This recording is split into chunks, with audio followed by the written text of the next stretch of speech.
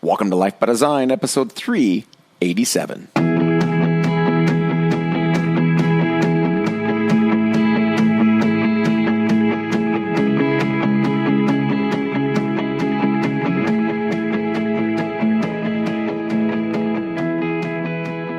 Welcome to Life by Design. I'm your host, Dr. Jamie Richards, and I'm joined today by my colleague, Dr. Horatio Jug. Happy to be here as always.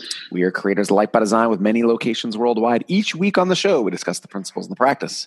Today's episode is about something you probably have many bad ones happening right now, like me and like Horatio.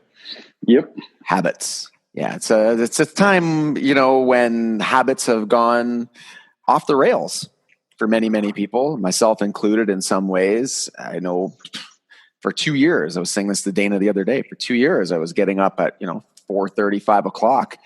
And other than the days I have some training calls early in the morning, now I sleep till the same time as the rest of the family, 7:30. The dog gets up, the kids get up, get to work at 9. Not to say that's bad. I've actually quite enjoyed loosening on some of these habits or changing some of these habits. But I think there's some that, it's time for them to go.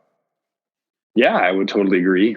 I totally agree. Most of them for me, it would be around food and certain beverages. What would you say has been your worst 3 habits right now, Horatio? Sleeping in, definitely, even though I'm starting to get up earlier. So I'm working on getting back to normal. Just more snacks, more snacking and more booze for sure. Yeah, that sounds like my 3 habits. Well, there you go. We recently put a bar fridge outside, and that's been nice, great. Perfect. It's been great, but also not great. It's an easy reach for the Corona, the real Corona. Actually, I was thinking the other day how I feel terrible for the Corona company. Yeah, it's just bad. Just bad. I mean, they could pivot, though. It would be a little risky, but you could totally pivot into a marketing campaign and leverage this to their advantage. I wonder what their strategy is. I wonder if right now it's just like, listen, we just need to survive. Let's put our head in the sand and I don't know. Yeah, it'd be interesting to see what they come up with. There's usually good people in these companies and creative people, and it'd be interesting. It's an opportunity too. So we'll see. Absolutely. We'll see. So same habits for me. So let's talk about habits just in general. I know that, one of the great resources on habits is the book called Habits, right? Or The Power of Habit, I guess it's called. The Power of Habit, yeah. Charles Duhigg, and that's a classic habit book. So, Chris, you want to talk a bit about just the human mind and automation? I think that's a big thing with habits, and people always think, I just need to have more willpower, and why maybe that's not going to be the best path for you. Yeah, so it's interesting. I just recently watched a TED Talk with Charles Duhigg, and he talks about 2 experiments, and the one that he talked about was this one neuroscientist was able to she developed a new technique where she was able to get a lot of sensors on a rat's mind. And what they did was they literally constructed the world's simplest maze. They put the rat on one end, the doors would open, the maze was a straight line. And then at the end, there was only 2 options. You could turn left or you could turn right. And then on the left was the reward. It was a piece of chocolate. And then on the right, there was nothing. There was a dead end. And what they did was they would track the rat.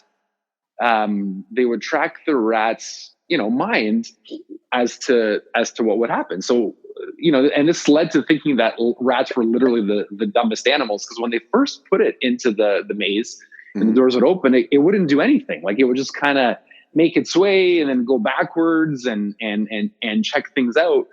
But then when you looked at the rat's mind the 150th time, it resembled, the rat knew exactly what to do. The doors would open, it would walk, it wouldn't, stop or stumble. It would walk right to the end, it would get the reward. But if you looked at the rat's mind, it looked like it was literally sleeping. Like it had the same type of brain activity like when it was sleeping. So the point is that this became so automated for the rat, right? It would get the cue, the doors would open, it knew what to do, so much so that it required little brain activity. The other experiment that they looked at was, the classic. It's a classic now, but at the time, nobody cared. So what they would do is they would take a child and put him in a room with a marshmallow, and the person conducting the experiment would say, "Listen, I'm going to be gone for 10 minutes. if you can wait until I'm back, I'll give you a second marshmallow as a reward. And if you ate the marshmallow, then, no big deal. So the kids, the experimenter would leave, they'd come back 10 minutes later. The vast majority of the kids would eat the marshmallow, but the ones that didn't would get a second one. And now this experiment is actually interesting because when they looked at the results of these people long-term, the children who were able to not eat the marshmallow, and by the way, they did it by not thinking about the marshmallow, it was actually a really good predictor of success in life. The kids who could forego the immediate reward, right? So the point and the important points of these experiments is our habits. It's like we've known all along, but now there's actually scientific data on our habits are ruling our lives, right? Like the potential for us to create this automation is literally how most of our lives run. Right. So it's understanding that, and then it's looking through your life, because we've all had these experiences, right? We've had this experience where you hop in a car, something like you don't remember what happens, and then you're at your destination somehow, and you're like, oh my God, I don't remember anything about the ride here. It's so true. Right? Yeah. Or you wake up, and then all of a sudden, like there's a piece of, chocolate in your mouth, or you're drinking a beer and you're like, I don't even remember really how I got this in my hand or in my mouth, but yet here we are. So the first part about changing these things is to understand, number one, that many of our actions are automated. Right. And then number two, which we'll probably talk about next, is how to actually break it down, like what happens in sequence. Yeah. And then how do you change and manipulate the sequences to your favor? Right. That's how that bag of chips disappears, right? Exactly that, the whole bag. It's like I just had one. Right. I don't even remember. Were they even good? I'm at the bottom. So then let's talk about that. Obviously, people think, I think part of it is people's resistance. I mean, even though it's happening, there's a resistance to it because people think that, creating habits is restrictive. But we actually think it's the other way around. Creating habits, creating the automations you want, just like in business or health for that matter, creating the automations you want frees you up to be able to focus your attention on other things.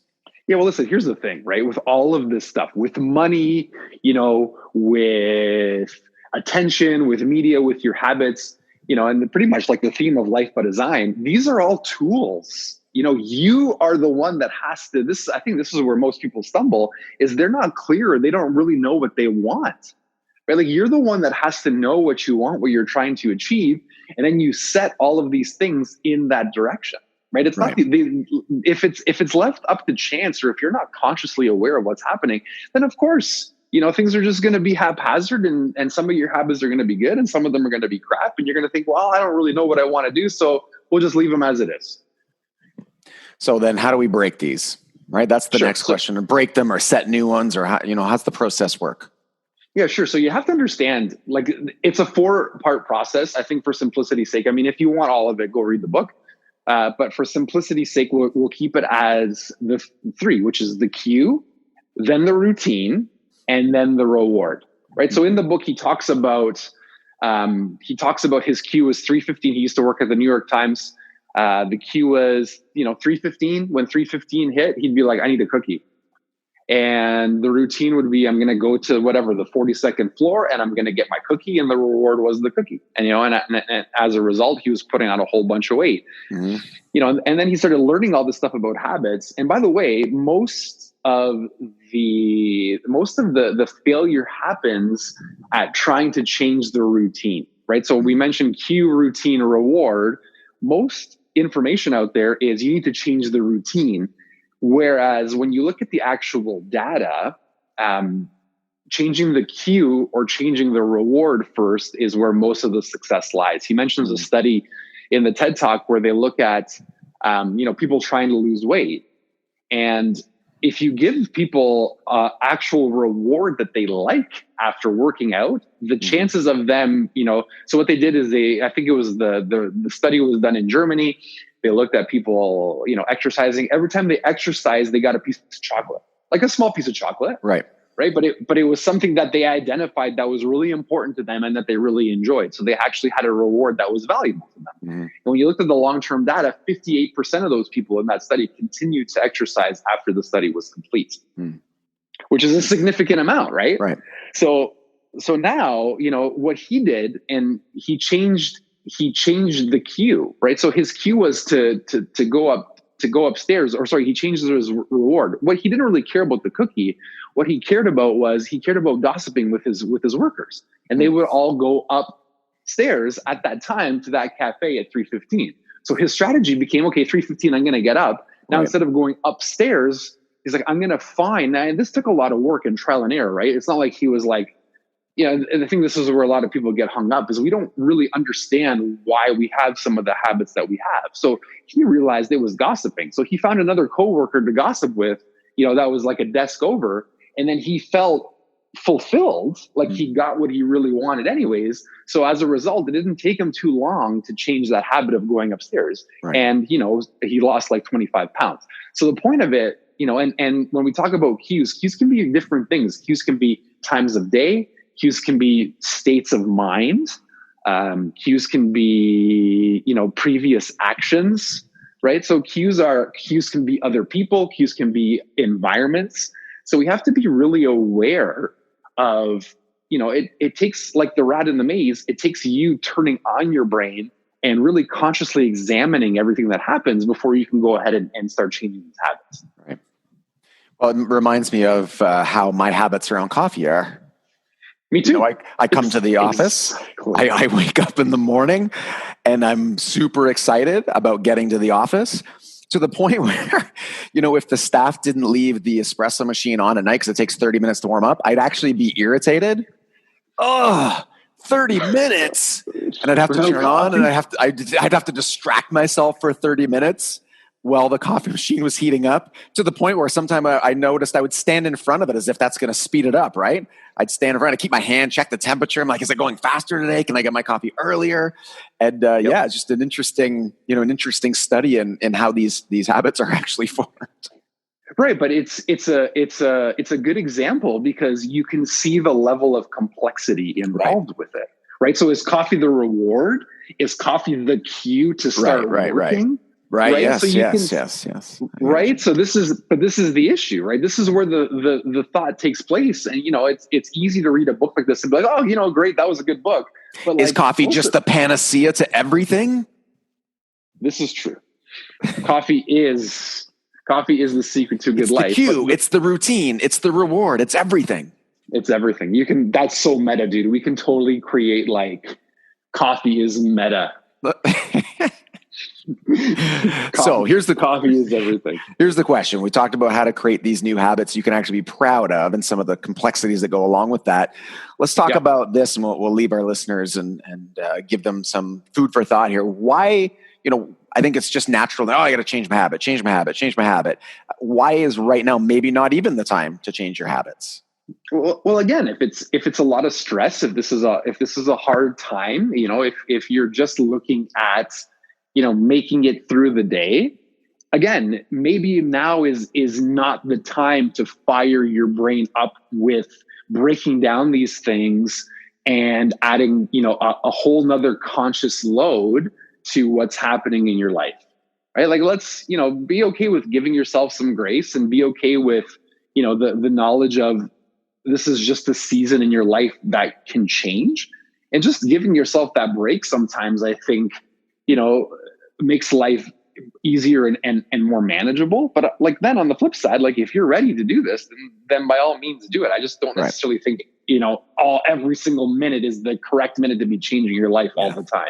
Yeah, fair enough. I think a great place to start is just some awareness around what your habits are. And now listening to the podcast, just thinking about, what is being automated here and start to go through the process, maybe acquiring some information. So what I'll do, Creatio, is I'll put the video you're talking about inside the show notes so people can grab it, lifebydesign.com. I had to think about which website we're sending it to, guys. Lifebydesign.com /podcast. You can find that there. And also there's a free download, one free download for the Think by Design ebook, which is still an amazing resource, and a free 30-day Think by Design challenge. So you can go check that out and have Creatio in your face every day for 30 days going through some of these action steps. Okay. So guys, check it out. And thank you as always for joining the drive to 1 million families worldwide living life by design.